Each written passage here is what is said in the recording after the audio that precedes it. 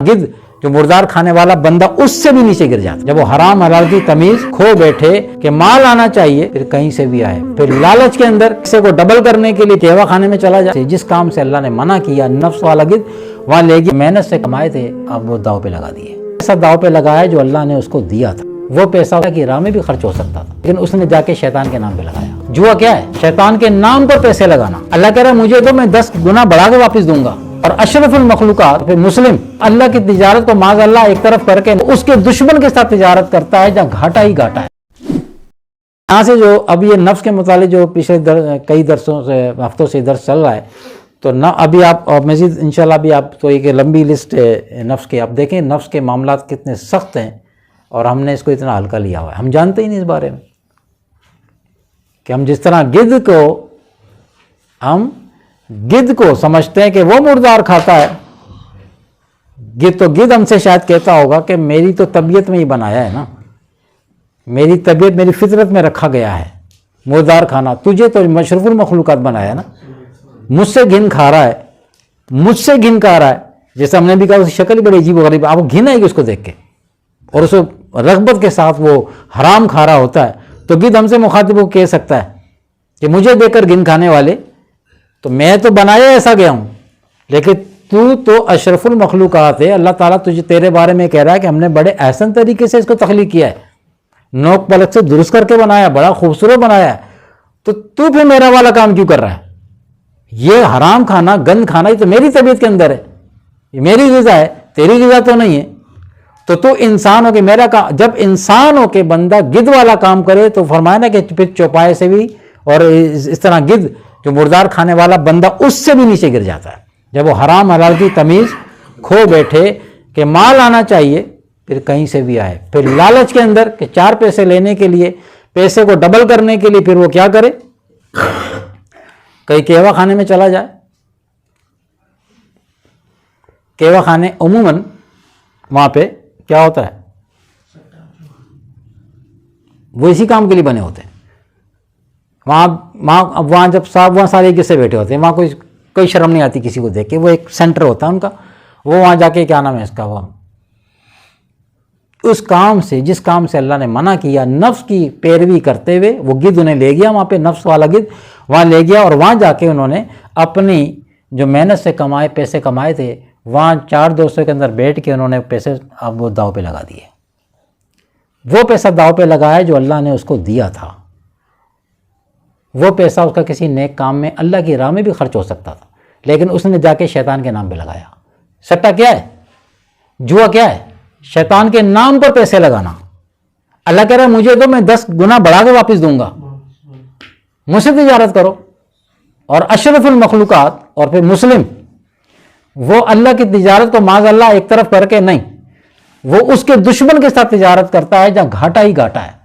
वहां जाके क्या नाम है इसका, वो सट्टा खेलता है और शैतान के नाम पर पैसे लगाता है, 2, 4, 8। और शैतान यहाँ से सट्टेबाजी में अक्सर ये होता है कि थोड़े पैसे लगाए ना तो डबल होके आ गए। ये शैतान कर रहा है, वो पहले उंगली पकड़ता है, फिर पोंचा पकड़ता है, फिर हाथ, फिर या फिर गर्दन पकड़ता है। लाके गर्दन पकड़ने से मुराद फिर गया ईमान। फिर यहाँ गर्दन पकड़ने से मुराद क्या है, फिर सट्टेबाजों की इज्जतें नीलाम होती हैं।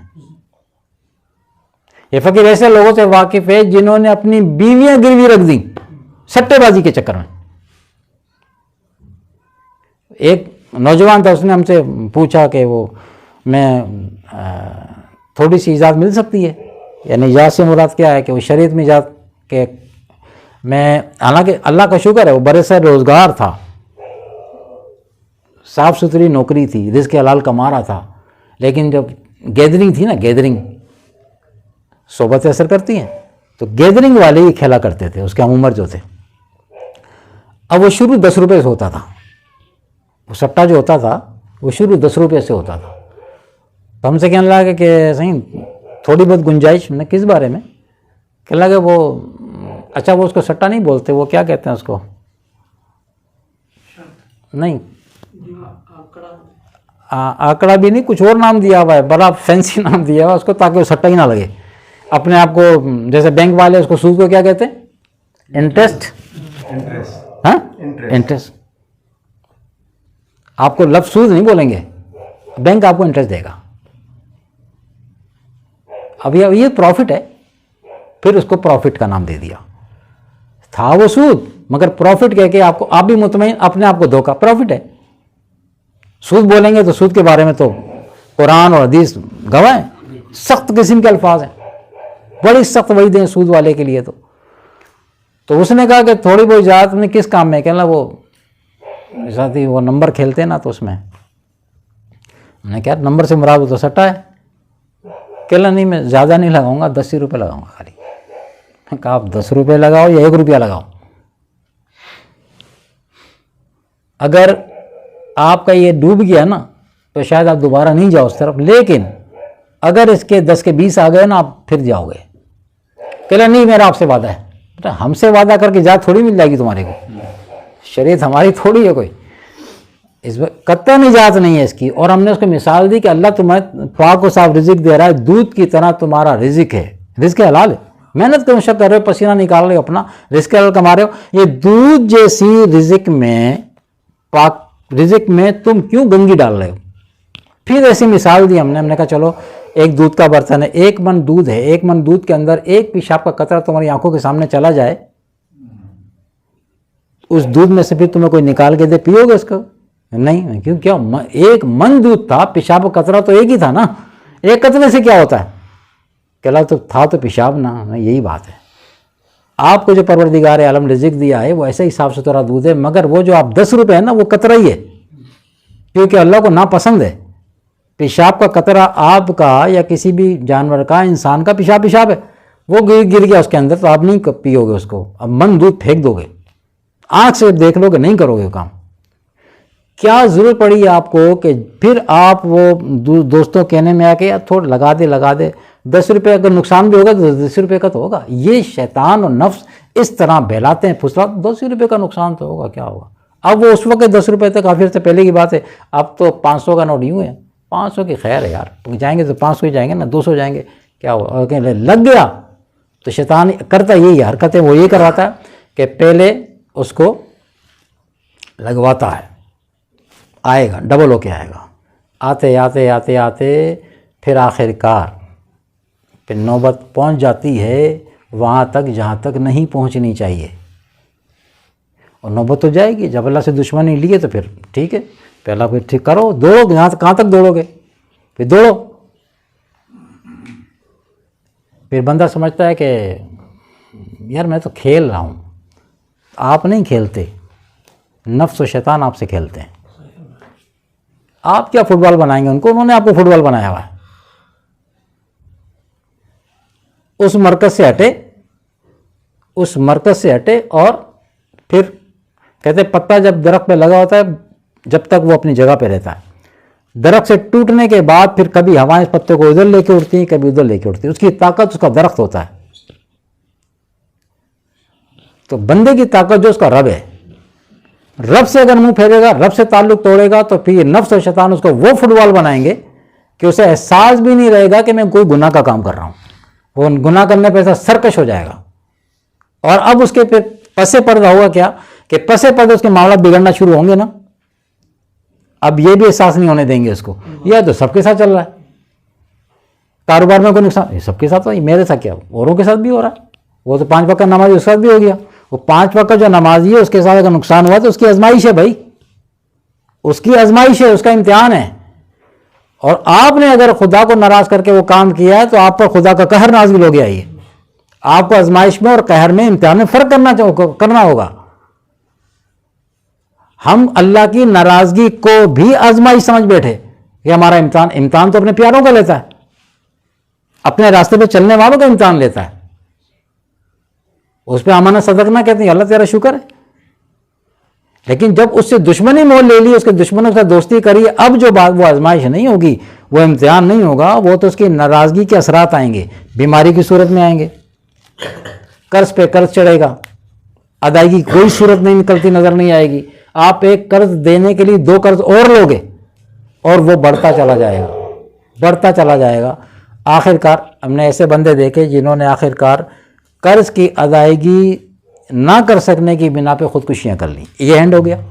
खुदकुशी आराम है, तो हमने कहा ना फिर यहाँ से पकड़ता आके, यहाँ से क्या हराम मौत मारेगा फिर आके। अब मायूसी पैदा कर दी उसने, यार इतना चढ़ गया, जिसको देखो दरवाज़ा बजा रहा आके।